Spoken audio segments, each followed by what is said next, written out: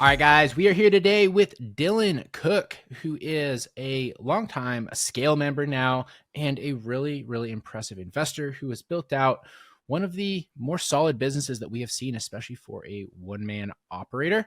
And dude, I'm super excited to have you on the show today because when I look at just like, I would say smaller time businesses and individuals that are relatively new to the game that have sort of taken things by storm, you're one of the first people that comes to mind. So thanks for coming on today.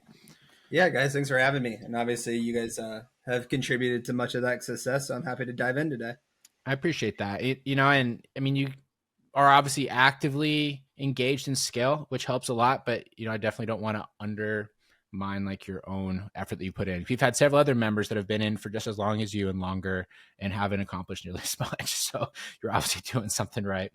But for people who have never heard about you before, give us a little bit of a rundown. I guess first off, let's say this. What exactly does your business look like right now? And then we can backtrack into how you got there. Yeah, so I guess since we're only 3 months in, the 2023 numbers, which was my first like full-time year doing this, we did around 30 deals, which was just under like 600,000 in revenue. And those were the transactional side, so basically wholesales and flips. And then in the duration since I've been doing this, not just in 2023, but we've added 41 rental units. And then so far in 2024, we're 2 months in, we've done 8 deals, 4 and 4. March will actually be surprisingly a little bit slower, but we have some more in the pipeline. So I think that's a good synopsis for now. Nice. So I guess your first full year, about 600K, and you've accumulated 40 something rental units. And then overall, you've been doing this for what, 3 years? Overall? Well, my first rental was in 2018, but I left my W-2 back in 2021, October 2021. Yeah. Nice. That's awesome. Yeah. And of those like 41 doors, because I know you've been doing some like trading up. What does that look like? What does your portfolio look like? Yeah, so it's a 13 unit mixed use building. We bought 12 units. Seller finance was like a 4 unit, 2 duplexes in that. We have 3 other duplexes that was a seller finance deal. They're all adjacent to each other that we bought. And then another 4 unit. And I think if you add all those up, it's 41. Yeah, that's nice. Awesome. So yeah, and a lot of that seller financing and creative structures from the seller, right? And one of them was a 1031 that was for the 13 unit. So that was a single family that was actually an Airbnb.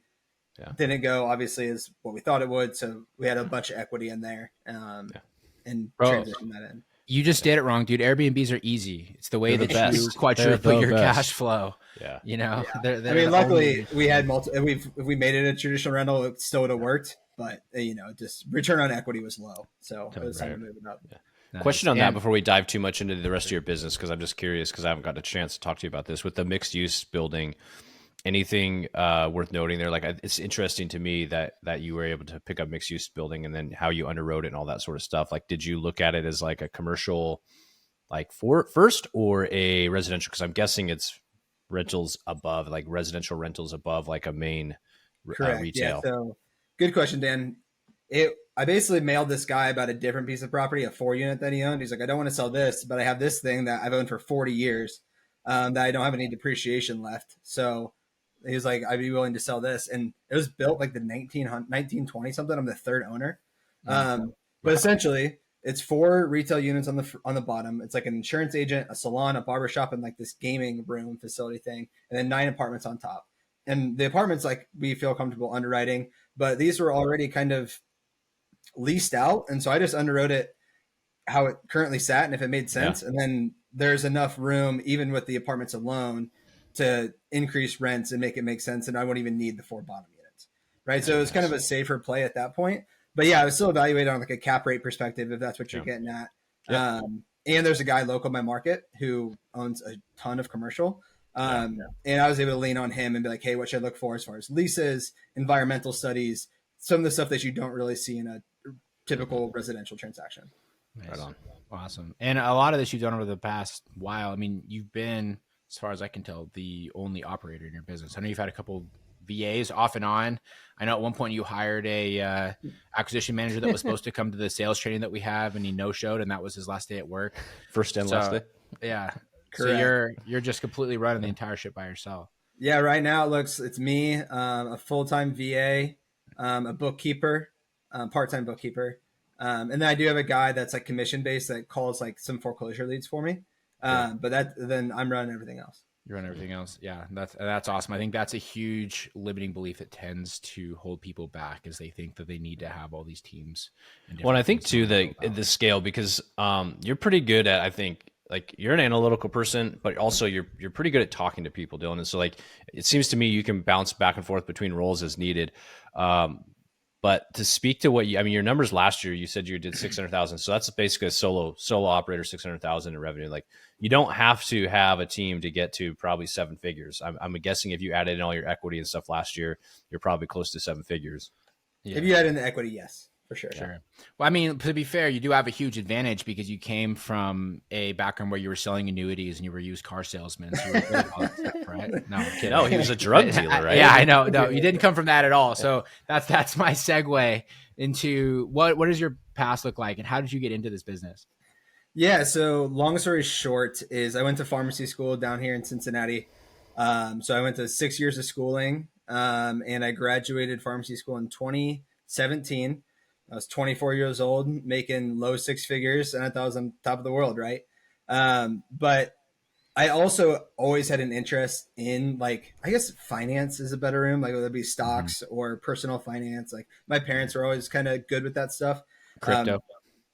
Well, you can get in that if you want, but I don't. Yeah. No. Anyway, now you threw me off, Dan.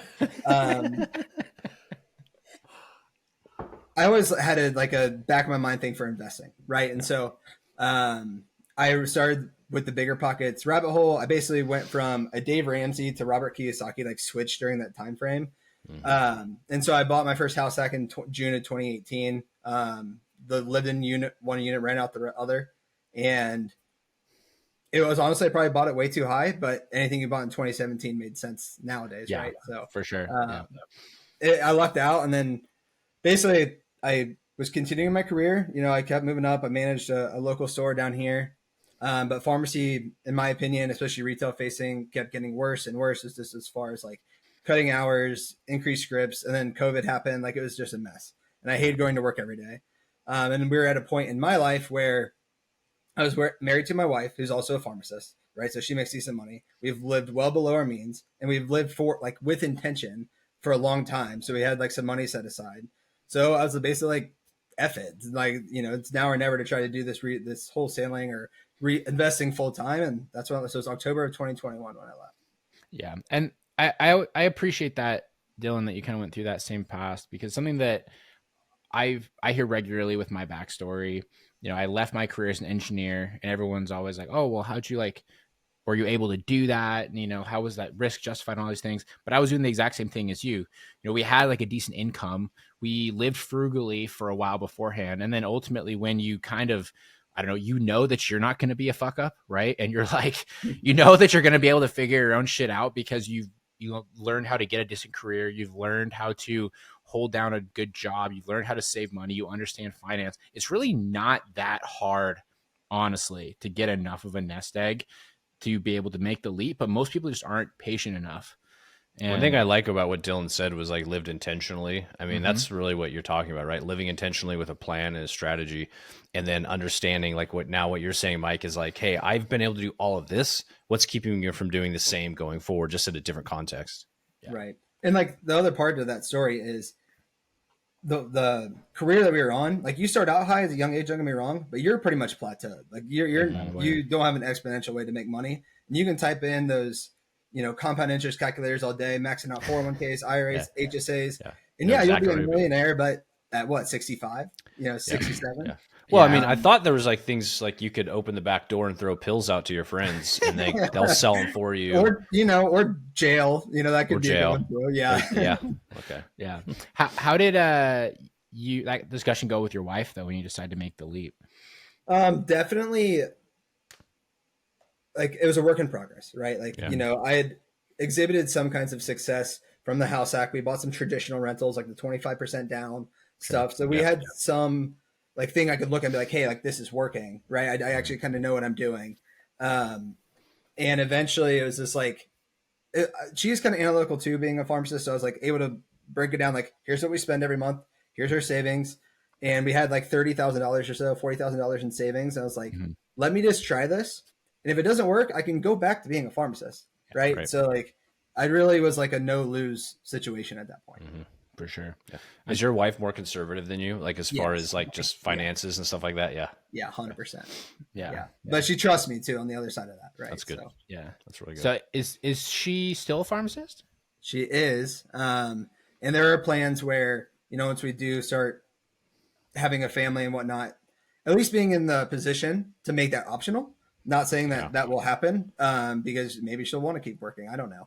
But as of right now, she's still a pharmacist. I'm on her benefits, full disclosure. Like that obviously helps. Yeah. But even with our current portfolio, we probably don't need to be. We could do that like slim fire stuff if we wanted to. But we just have bigger ambitions. So this makes more sense to keep going. Well, I think it goes back to, you said living intentionally, right? She has a choice, is what I hear you saying. If she wants to, she can. If she doesn't want to go back to work, she doesn't have to. Right.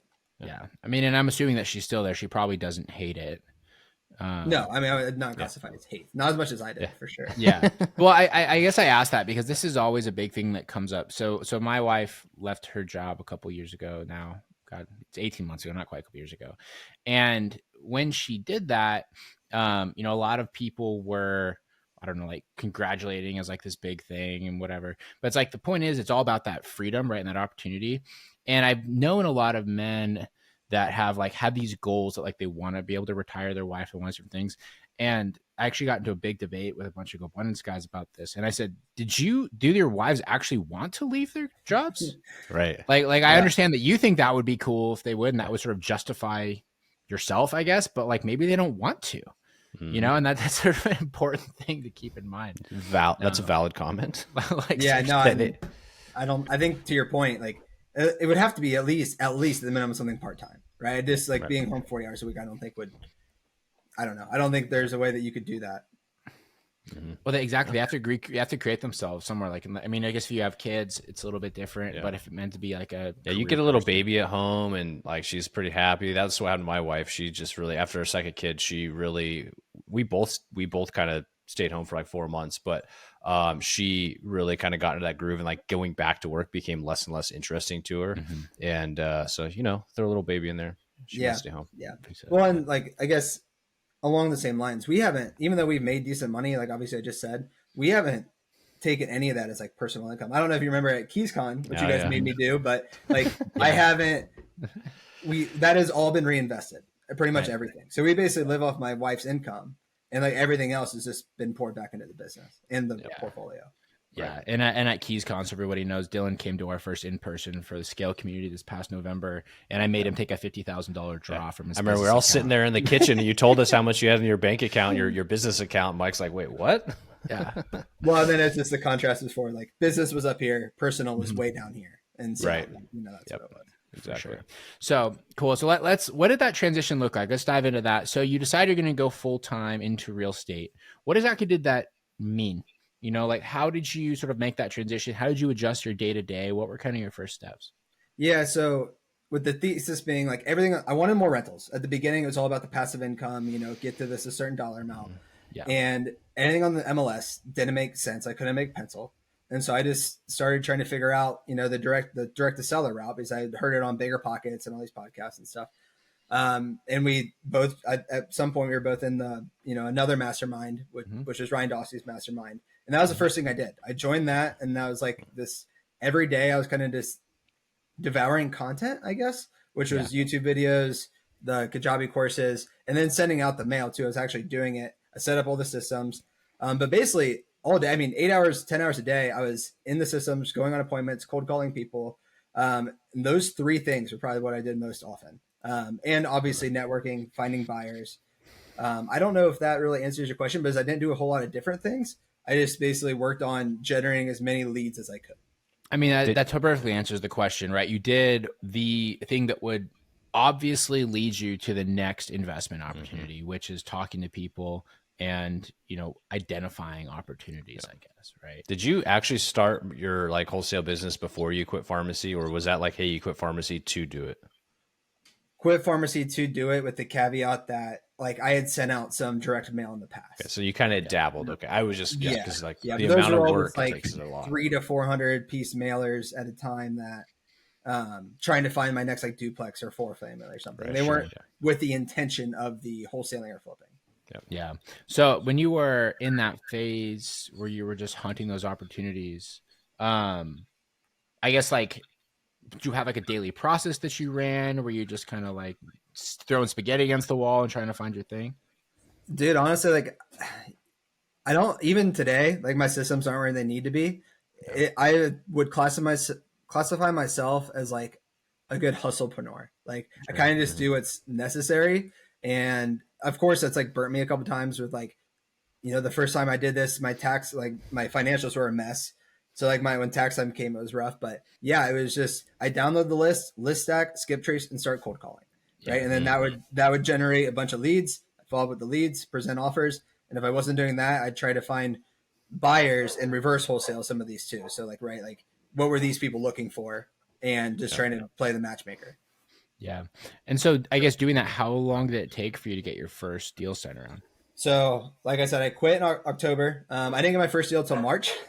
And I had spent probably around 30 grand at that point. Not all in marketing, but just in general. And it was like a $5,500 wholesale fee. So I was still very much like in the red. That tracks. Yeah, right. But it was, I mean, at the beginning at that point, it was like more operating out of fear almost. Like I got to prove to myself I'm going to do this, because going back to pharmacy would have been like admittance of failure, I guess. Yeah. And so it was more like I need to prove to myself that I can do this. And so I just kept hustling and grinding until I think that first, I actually have my spreadsheet up. I think in 2022, even after only doing a deal in March, we ended with 374,000 in top line. Nice. That's good. Awesome. Yeah. So what is going on in your head? You said operating out of fear, but between October and March, and then March getting only 5,500, because that doesn't mean all of a sudden you're doing well. Like what was going on? Like how were you even surviving? Because I know a lot of people would probably quit by December. Well, one, I probably had a misalignment of expectations of how quick it was going to. I just thought it was going to be God's gift to earth and send out one batch of mail and then get, 4 or 5 deals. Yeah, but it's so much harder than people tell you at the beginning. But I never stopped marketing though. So it just kind of just snowball on itself, and more leads came in. Don't get me wrong, there's times I'm like, the fuck, I might not make this. And but as the leads kept coming in, and just finding the buyers and squeezing someone out, and then, you get your 5, 6, 7s, $2,000 wholesale fees, but then you could maybe get a $30,000 one. Now you're looking pretty good. Right. Yep. Yeah. So it is interesting though, like how recurring those sort of like number patterns are, right? Where that like 4 to 6 month and $20,000 to $30,000 in like actual spend to get the first one. I mean, that was pretty much same as what we've seen that with other community members that come through and have the same pattern. And honestly, I think that's just almost like the mental/emotional check to sort of see who actually has what it takes to be successful or not. Because most people quit because they get to like that third month and they're $15,000 in and they're just like, man, I don't think I can hang with this anymore. Yep. Yeah. And I'm not saying like if people's listening to this and like, fuck, I have a W-2, I can't commit some of this. Like you can definitely still do it. But I think a lot of the success that I had at the beginning just comes from the fact that I was able to work on this 8 to 12 hours a day for months at a time, months straight. Yeah. But and you're also an agent too, right? So I guess how do you balance that out with the wholesale stuff? Well, I have my agent's license. I wouldn't I don't help buyers find homes. I just kind of have it. So probably good because you can't do that anymore. So right. Yeah. Actually, before we got on this call, I was listening to that. My broker had a meeting about it. But anyway, I mean, it's disclosed on like all my contracts and stuff saying that we're not acting in a fiduciary duty. But the way I did it was, one, I have access to data on the MLS. 2, I could sell my own flips and save 3%. And is that the best use of my time? I would argue yes now, and it's a $500,000 house. And then 3, if I do get these leads that come in and they are wanting to sell, but they want retail and their house is in retail condition, I can at least refer it out to someone and collect a referral fee off of that. Yeah.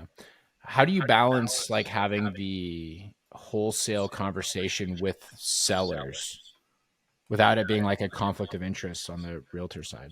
I mean, pretty much everything from the beginning is just like, hey, I'm also an agent, and I can give you really, I always approach it from investor first, right? So like Mm-hmm. if you want to like the quick, easy transaction, this is what we can offer you. These are the timelines, these are the scenarios. But if they actually want like more money and it's actually a fit, there's no other underlying motivation there. So it's like, hey, I know this guy over at, in my brokerage, he'd be a good fit for you. He can help you. And I don't really just have the pass off. Like I don't really Yeah. have much conversations with those people outside of that, like that point forward.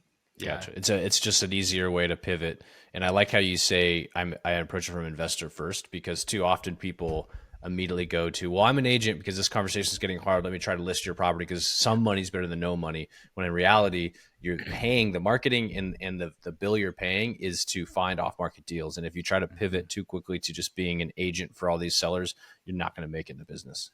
Right. Right. And like in the contract, it has my license number, it says, all this kind of stuff. I had my lawyer look at it. So like from a conflict of interest, I think if you're just like truthful with these people and tell like just disclose that you're an agent, and that you're looking to buy their house and not list their house, I don't really see any. Well, and in reality, what I found over the years when it comes to the agent thing, I think what you're saying is absolutely the right thing to do. But when people call us, they don't really, the whole agent thing or not agent thing, they don't really understand that as long as you're clear of like, I'm the one buying your house, but I happen to be an agent, like that disclosure piece to the seller isn't a big deal. As long as you're trying to tell, as long as they're not calling you thinking you're an agent that's going to sell their house and you're an agent that's trying to buy their house. Yes, correct. Correct. Yeah. Yeah. So that's one of the biggest questions we get like all the time is around agents that are interested in doing investing or wholesale real estate. And there's always so many different opinions over which. Well, I mean, at least in my market, wholesaling has a low barrier to entry. And so some of these people that come in, I mean, just like with anything, they're piece of shit human beings. And so sometimes they get a bad rep for a good reason. Right. Yeah. And a lot of times those agents that have those negative experiences are the ones that have those opinions. Really, we should all be thankful for Pace 2 and the Sub 2 group because they pull all the shitheads that way. Like wholesaling's cleaner now than it ever kind has of been do. before. You're right. Like honestly, yeah. and that's probably actually, now you say that, Mike, that's a fascinating observation because as he's grown, as his like magnetic force has pulled people in, the wholesaling side of the business, like the direct seller side, has actually become like a lot more professional. Like we've always talked about like how much more competitive it is and how people like the level of the operators are much higher than it used to be. 100%. Because they're still there. They're just sucked over to Pace's shithole. Yeah. we should make an episode about that, like an open thank you to him for taking all of the scumbags from the wholesale industry. That would actually be awesome. I'll sign the petition. Yeah. You sign the petition. Yeah. So how did you, so a big thing that I always find impressive with you, Dylan, is the fact that you didn't come from any sort of sales background, but you learned that skill set, which I think honestly is the hardest part of the off-market real estate game for people to develop is like, how do you actually get good at talking to sellers? Like we talk to so many people that come from like engineering backgrounds or like, corporate-y sort of background, like project manager backgrounds where they're not customer facing at all. Mm-hmm. And that's like, honestly, why most of them suck. I mean, even within scale, we have a lot of folks where we've done like sales review and things like that with them. And I'm just like, man, like this poor person. Like, I don't even know like what to tell them to get better at it. Yeah. So I guess what's your perspective on that? Like, were you kind of just able to pick it up because you're personable, or did you have to go through and get your bumps and bruises? I definitely had to get my bumps and bruises. And so I will say being a retail pharmacist helped because I had to dissolve situations all the time just with like customers who are... You had to upsell Vicodin and other stuff? Yeah, there's no upsells. It's just like really calming people down, honestly, was the most part of it because they get pissed off. Like their insurance won't cover it or they can't get their pain pills early, all the kind of stuff that can go wrong. But so I had some experience with that, but also at the beginning, it was way too much transactional focused. Like, hey, your house needs 50 grand of work. That's why the offer's this, right? And I think those initial months that I talked about from October to March, I didn't do deals, not because I didn't have leads, but probably because I was shit at converting. And so I did read some like sales books. I think Pitch Anything was one. I read The Way of the Wolf. I mean, he's a shitty human being, but some of his stuff works for sales. Right. And just repetition. And I think what I'm good at now, if I had to put like a small differentiator out there, would be just meeting people where they are, right? So you can tell if they're, in the countryside and have MAGA flags and Trump hats and all this kind of stuff, or if they're a sophisticated guy who wants to sell a 12 unit apartment building. Like, being able to have those different conversations with these people, Right. I think goes a long way. I like how you made those two the comparisons, either the MAGA person or the sophisticated person. guy. I was waiting for you to say like, or they're the person that has like a pot shop and they're like a hippie, you know? You could take that there's so many different classifications of people that you have to be able to deal with. So I mean, you're in Ohio too, man. That stuff matters out there. It's like one of the only states. Nah, dude, they're moderate. Swings one depends on who he wants this year. Yeah, right. Yeah, that's funny. So I know one of the other things too is you've with that hiring piece. I mean, we talked about at the beginning about how you've been mostly like a solo operatorship with like a VA. That's not without trying. So like, what do you think? I mean, like hiring acquisition managers and, you know, sales members, things like that is one of the most discussed pieces of this business. You've struggled with this. Like, why do you think that is? What are your sort of perspectives on like as a newer, I would say like business leader trying to good question. So I bet now it's been like 3 people who basically said yes, and then like a couple days before said like, "Sorry, bro, I'm out." And at what point do you look in a mirror and wonder what's wrong with you? Like, why? I could be, man. I guess I gotta do that, but I haven't posted the job in a while, and I need to do that. But I just got swamped with other sides of the business, but not making excuses. So basically, I think the first 2 were basically like, I think they were people they were agents who were struggling. And they basically saw like this opportunity, and when they told their broker that they were going to leave, their broker's like, "You don't want to do that." Talked them into it. Yeah. And one guy was younger. I think his parents had something to do with it too. I don't really have a good answer for you, Mike, because I feel confident in my ability that the person that comes along is going to be able to make great money and be treated fairly. But maybe I am not resonating that correctly when I'm having these interviews with them. Well, I think one thing that you said sorry to cut you off. One thing that you said was that there are 2 agents that were failing. They wanted to come to your business. Like, I don't know that you want a failing agent in your business, because they're failing at this. Why would they be successful at something over here? And so maybe it was just a bad batch of applicants, and maybe you lean too much into, hey, they know real estate, so maybe they'll be okay in my business. Yeah, that could very well be part of it. And some of it was like, none of them, I don't know many people who spend the amount of money we do to generate leads. So it's almost like, once the leads come in, would they be okay once the leads came in, instead of like the lead generation part? So if I can fix the lead generation part, can they do the lead converting part? But, you know, I haven't had a lot of success with this. And I know when I do bring someone on, unless they're a natural seller, I feel like I'm still going to do a lot of hand holding through that time frame. And I haven't been able to convince myself to do that 1 step back to take 3 steps forward thing quite yet, which I know I need to get to like the revenue that I want to do, but here we are. Yeah. That's hard. I honestly think that that's one of the hardest parts of entrepreneurship, is that 1 step back for 3 steps forward, because the problem is it's not like you do a step back for like a week and then it's 3 steps forward next week, right? You're really doing 1 step back for like a month or like 2 months. And then you're hoping that 6 months down the line, things have moved forward. Right. What I was thinking about that was like, you step out of your sales role, but you become a sales manager. So it's not like you're getting any less time, like, or any more time to yourself. Now you're just a sales manager at that point. Yes, I guess that's true. But like, even now, because I'm a one-man show, I have 50 tasks on RE Simply that I need to go through, you know, that are overdue, that are mostly lead follow-up. Right. Yep. And so like, it's being like, Dylan, you know, okay, go hire someone to do these instead of just bust through these, because that's always kind of been my mentality, is just run through the wall and get stuff done. That's how I was successful at the beginning, but it's the whole, like, what, I forget the expression, like, but what got you here won't get you there kind of a thing. Yeah. Yeah. And that's also very challenging as well. And you're in like that funny revenue range where obviously you've done very well. You get the majority of the fruits for your labor. Every single person you bring on, you know, you kind of have to like give that up a little bit in the near term. And I mean, I think also too, that there is nothing wrong with being a solo operator for a while, if that's meeting your financial goals and you kind of, you know, you're okay with that. So I guess on that note, like, what are your goals over the next little bit? Like, what are your ambitions over there in Cincinnati? Yeah. So, I mean, I am kind of happy with where we're average like 3 or 4 deals a month where we're making. I still have the passive income, like kind of ingrained in my head. So I want to grow a decent sized portfolio here in my market. Just 100 units. Don't ask me why that is, but you know, it also has a cash flow aspect to it too. But, and then it's making as much money as I can with wholesaling and flipping, and maybe pay some of those off, live at a 50% LTV on the portfolio, and then decide like, okay, do I want to do this forward? Or do you want to go into another venture? Do you know, just having, again, the optionality to do that. Sure. But I want my business to be at least 7 figures top line per year. And I know I'm probably going to have to bring someone else on with and I guess transitioning a little bit, when my wife and I do start, you know, having kids, I know I won't be able to work as much as I'm working now, because I work a shit ton now. Right.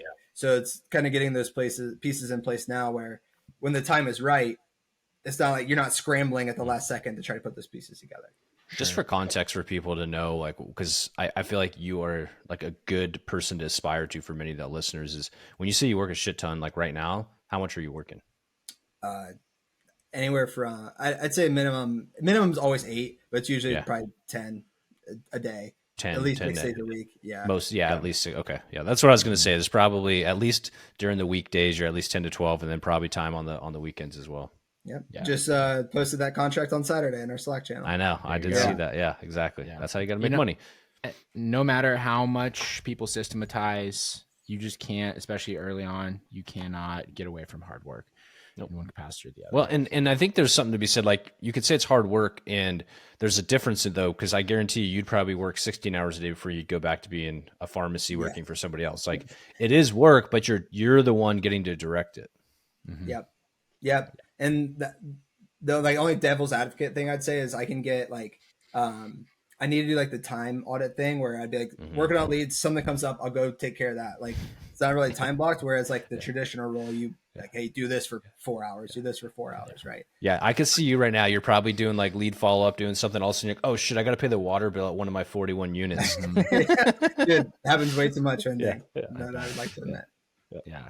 So awesome, man. Well, really, really cool. We're going to dive into our end of show questions here as we start to wind down. So our first question, and I know that you have some good ones since we exchanged some of the stories in our Scale Slack community. But what is your craziest real estate investing story that you have?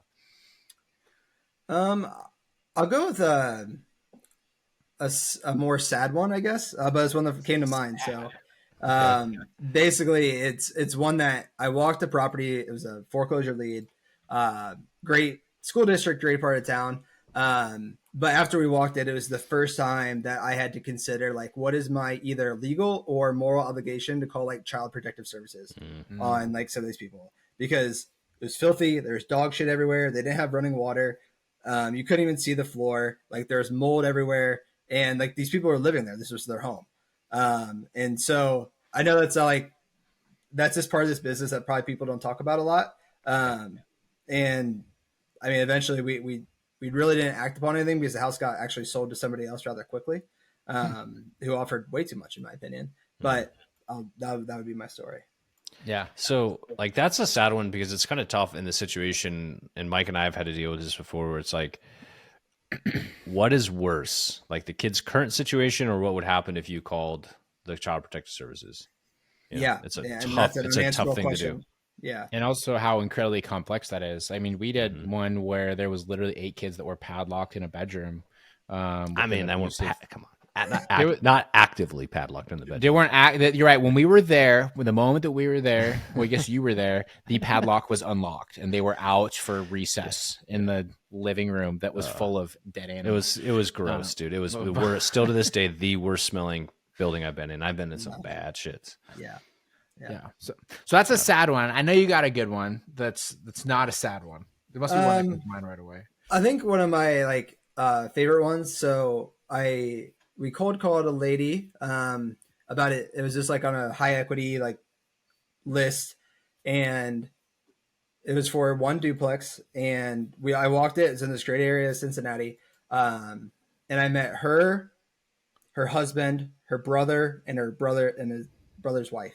Yeah. So basically, this whole family owned these buildings together. And eventually, ended up being the 12 units that we seller finance. So it was, we bought for a set amount. We put 6% down. They carried 3% debt. which is $1.5 million in debt for 10 years. And the reason that was good is because to get that deal, like we had dinner together. I went over to their house a couple times.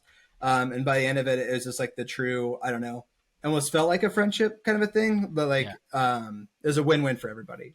Nice.